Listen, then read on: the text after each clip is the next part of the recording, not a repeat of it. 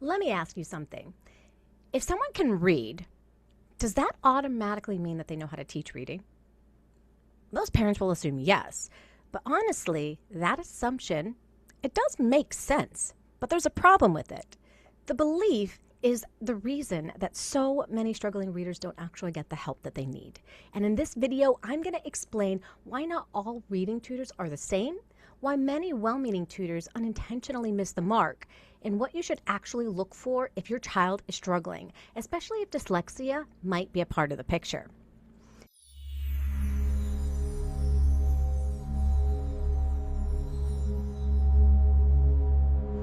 If we haven't met yet, my name's Joanne Kaminsky. I'm a certified reading specialist, licensed reading teacher, and I've spent over 25 years working with struggling readers, many of them who have dyslexia.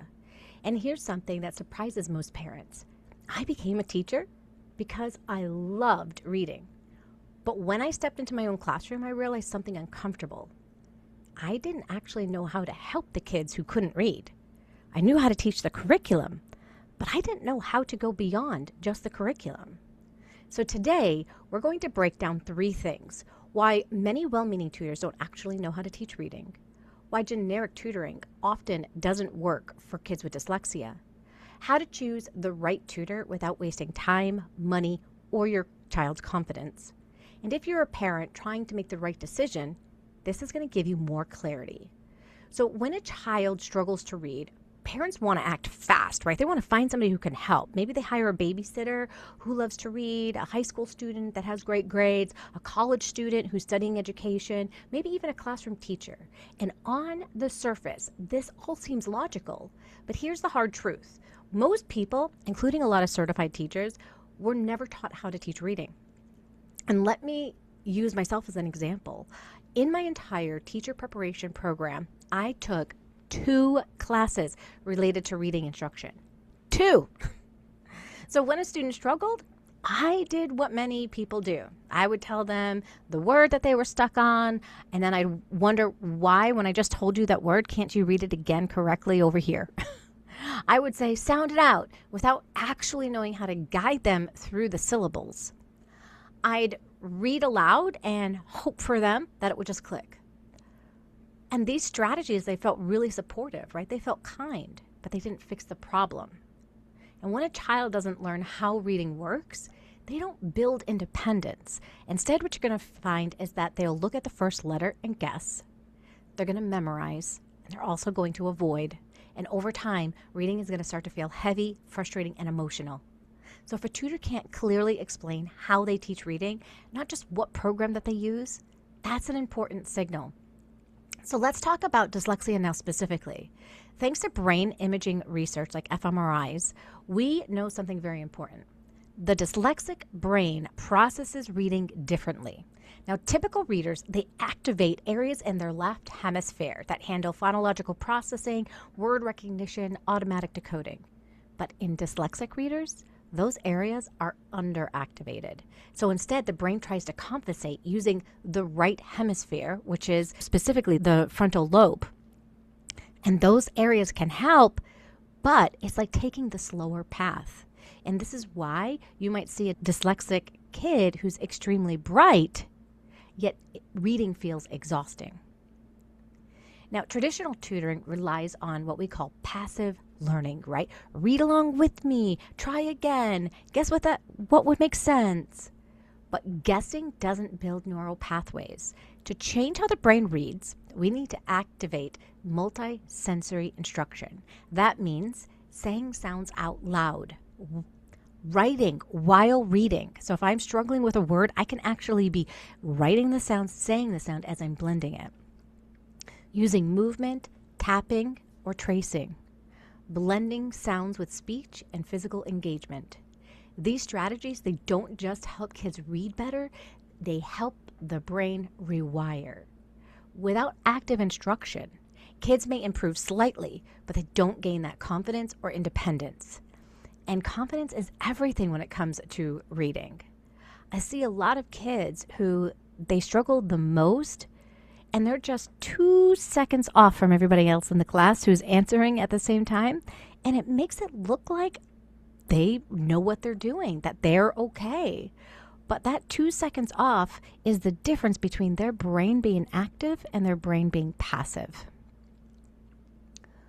Many tutoring agencies will rely on a scripted reading program. And to be clear, I do want you to know that structured programs can be extremely helpful tools. But here's the issue.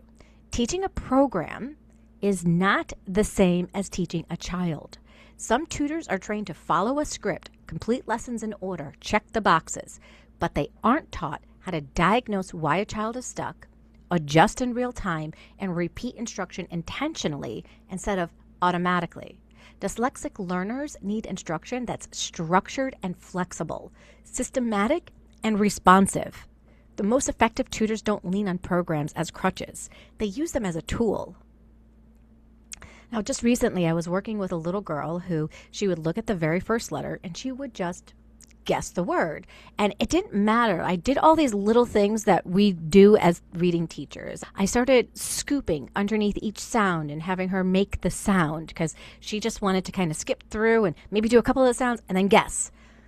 And so I ended up taking a slower approach with her. I said, let's use your jelly board. I had her mom go and get a jelly board that we got on Amazon.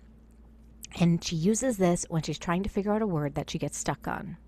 She writes down the sound on that board, which is activating that multisensory piece, right? Her arm is creating the movement of that letter. Her brain is now processing that sound, and she's able to go from sound to sound as she writes out the letters. The amazing part about this is that it only took 2 weeks of us doing this, and that's 2 30-minute sessions. It only took 2 weeks of doing this specific thing, and she said, I could do this without the board. And I'm like, oh my gosh, that's amazing. Those kinds of moments never get old for me. So what should you look for? Here are the non-negotiables. You want somebody who is specialized in the science of reading. They understand how reading skills develop, and they know how to find gaps. They have a deep knowledge of dyslexia, so they know how dyslexic brains learn and how to teach accordingly. They use structured, flexible, multisensory instruction. They adapt, they pivot, and they don't blame the child. Real teaching means knowing what to do when something doesn't work. Now, when hiring a tutor, you've got a few choices that you can go with, right? And I like to explain this as you can have 3 things at any given time. You can go with somebody who is fast. You can go with somebody who is cheap. You can go with somebody who's high quality. Now, you can only choose 2. You can't have 3. If you choose somebody who is fast, they're able to go really quickly through the lessons, and they are cheap, they're going to be low quality instruction, and it's probably not going to stick for your kid.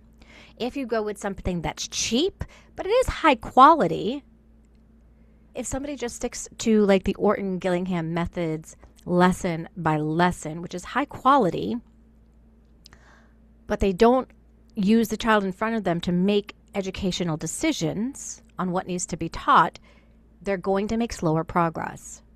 If you want somebody who can get quick results, is high quality, it means that there's going to be a higher investment, but you're going to get results in a shorter amount of time, and you're going to get better results. So hiring the wrong person can honestly cost more money in the long term, financially and emotionally. So here are the questions that you should ask when you're going to hire a tutor. What training do you have in the reading instruction and dyslexia? How do you assess progress? What do you do if a student isn't responding? Do you use multisensory methods? How do you make sure skills stick? If the tutor can't answer these clearly, that's really important information. Now, if this video has resonated with you, you don't have to figure out this alone. I can offer a free consultation or a dyslexia screener, and we can talk through your child's struggles, review what you've already tried, and explore a plan that's actually going to work. All you need to do is click the link in the description at theonlinereadingtutor.com, or you can email me at joanne.kaminsky@theonlinereadingtutor.com. No pressure, just clarity. Struggling readers, they don't need more effort. They need the right instruction. And when the teaching matches how their brain learns, change can happen faster than you think. Start small, but don't think small. The right support can change everything. Thanks so much for watching. I hope this has helped you. If it has, leave a comment or share it with another parent who might need it, and I'll see you in the next video.